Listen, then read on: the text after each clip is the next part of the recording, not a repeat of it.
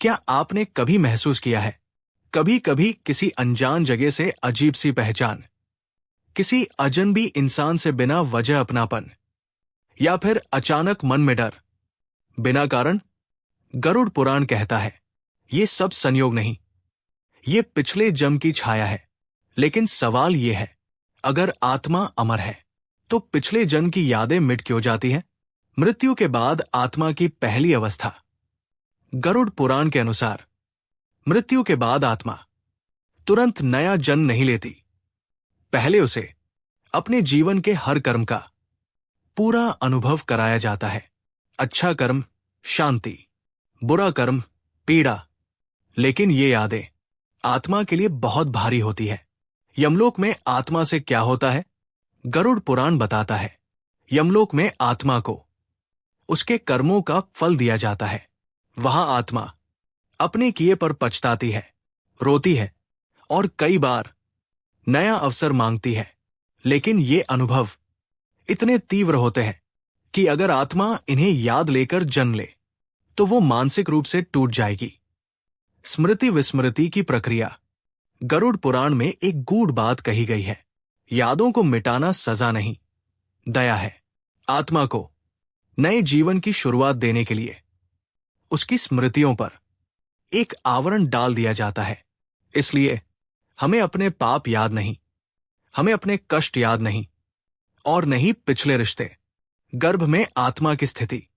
गरुड़ पुराण में बताया गया है, गर्भ में आत्मा पिछले जन्म की बातें कुछ समय के लिए याद रखती है। वो ईश्वर से प्रार्थना करती है, मुझे एक और अवसर दो, मैं इस बार सही मार्ग चुनूंगा। लेकिन जैसे जैसे जन्म का समय आता है, स्मृति धुंधली होने लगती है। जन्म के समय सब क्यों भूल जाते हैं?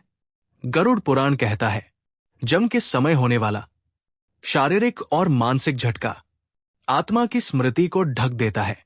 यही कारण है जन्म लेते ही हम रोते हैं, क्योंकि आत्मा जानती है अब उसे फिर से परीक्षा देनी है। फिर कुछ लोगों को अजीब यादें क्यों आती हैं? गरुड़ पुराण के अनुसार कुछ आत्माओं पर स्मृति का आवरण पूरा नहीं पड़ता, इसलिए कुछ बच्चों को पुरानी जगह याद आती है, कुछ को अकारण डर लगता है, कुछ को जन्म से ही किसी चीज में महारत होती है। ये सब पिछले जन्म के संस्कार हैं। क्या यादें पूरी तरह मिट जाती हैं? नहीं, गरुड़ पुराण कहता है यादें मिटती नहीं, सिर्फ अचेतन मन में छुप जाती है। इसलिए हमारा स्वभाव, हमारी आदतें, हमारे डर, हमारी पसंद सब कहेंगी पिछले जन्म से जुड़े होते हैं। इस ज्ञान का असली अर्थ गरुड़ पुराण डराने के लिए नहीं है।